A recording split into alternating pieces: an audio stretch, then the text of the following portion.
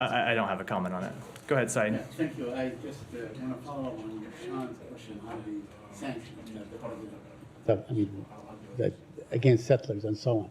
There are many settlers, thousands of settlers, who hold U.S. passports. They are U.S. citizens. In this case, you cannot, of course, deny them a visa, but will you prosecute them if it's proven that they have participated in criminal acts? Said, I would want to preview any action before it's taken, and certainly the State Department does not prosecute anyone, and I wouldn't want to comment but as you know, we have strict rules inside the United States government. Those decisions are made by the Justice Department. We don't comment on them or participate in them at any other agency. Okay, so what kind of other sanctions you might?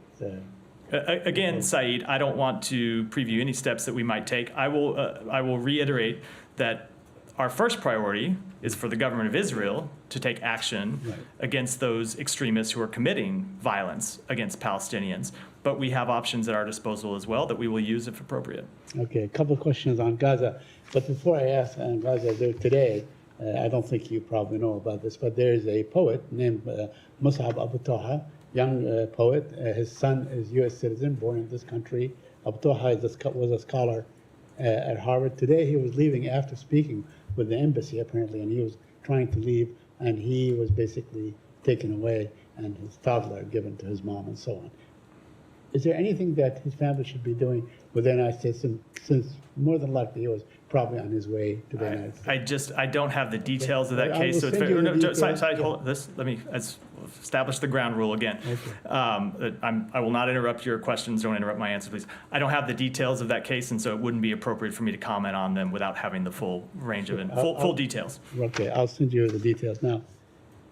Look, I mean, we have the figures are really gruesome. I mean, I don't know. Is this administration, and I say this with them, has it become numb to the number of Palestinians killed every day? I mean, are you okay with like 13,000 that have been killed thus far? Where are we going to stop? Said, where are we going to stop? You have heard the president speak to this. You have heard the secretary speak to this. You've heard the secretary say that far too many Palestinians have been killed as a result of this conflict. Every innocent life that's lost is a tragedy, and we mourn the loss of every innocent life. These are civilians whose deaths have come through no fault of their own, that are in the conflict that is not of their own making. And I can tell you, speaking for myself, speaking for everyone in this administration, that we feel those deaths every bit as we feel the loss of Israeli civilian lives. And so that is why when we set out to develop our policies and have conversations with the government of Israel and with others in the region, we have a number of principles that we have made very clear. Number one, as Israel conducts a legitimate operation to prevent the terrorists that attacked it on October 7th from being able to do so again, it does so in accordance with humanitarian law, and it tries to the greatest extent possible to minimize civilian harm. Number two, we want to see civilians protected. We want to see civilian infrastructure protected. And number three, we want to get humanitarian assistance to those in need. That is what we can do at the policy level from the United States government. It's what we continue to do to try to minimize civilian suffering, to try to help those civilians who are in Gaza. But at the same time, we see every one of those deaths and we mourn each and every one of them. The president said that he envisions a Palestinian state that will include Gaza and the West Bank and so on. So let me ask you this: or is it safe to assume that the administration has some sort of a vision how this very battle should end?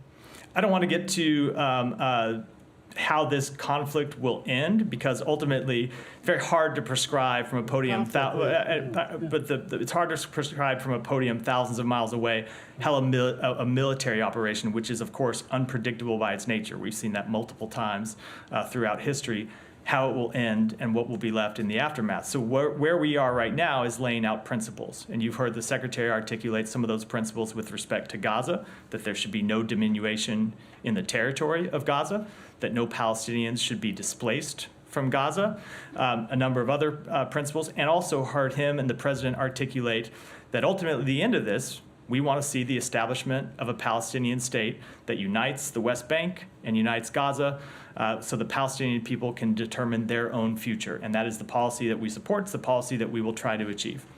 And